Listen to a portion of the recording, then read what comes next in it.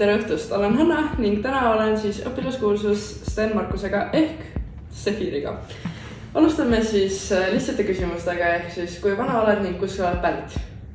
Ma olen 17-aastane ja ma elan Pärnus, aga olen tegelikult nagu pärit Pänrast. Mis siis sind siia Pärnu kutsehariduskeskusesse tõi? Ma tulin Pärnu kutsehariduskeskusesse sellepärast, et tahtsin IT-d õppida.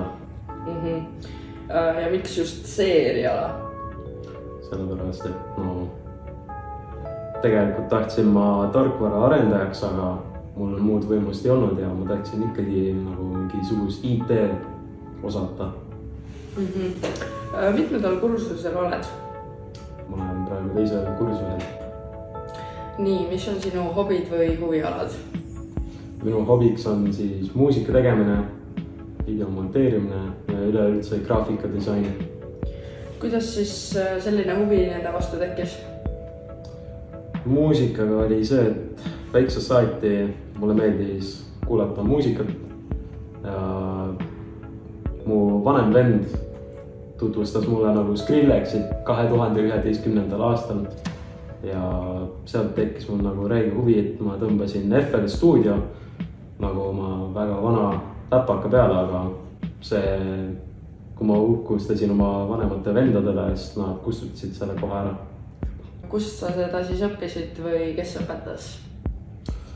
No muusika tegemist ma õppisin põhimõtteliselt YouTube'ist, tõmbasin nagu projektfaile alla ja vaatasin üle, mis seal kõik toimub.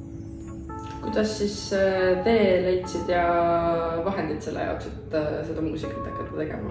Vahendid leidsin, otsisin Google'ist FL Studio Free Crack. See oli alguses, aga ma sain endale muretsetud nagu legaalne versioon see suvi.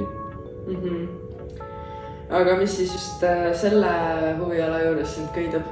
Mind köidab see, et ma sain Spotify's see aasta ka veel 100 000 listeneri.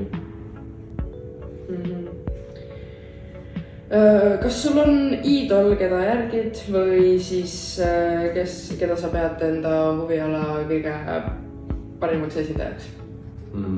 Praegune iidol on mul Siimi.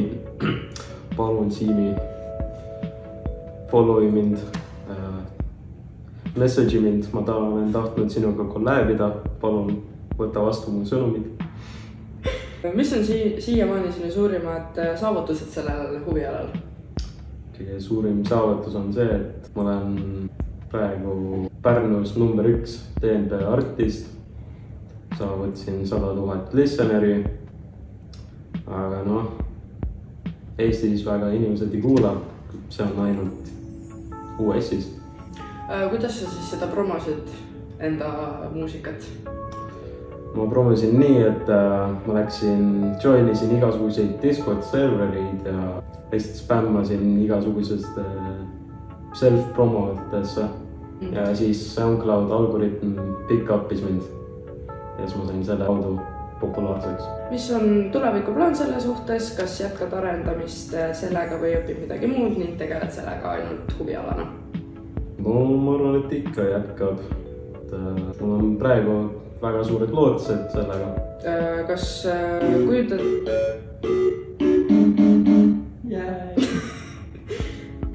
Kas kujutad ennast ette tegelemas sellega ka 20 või 40 aasta pärast, mis tasemel?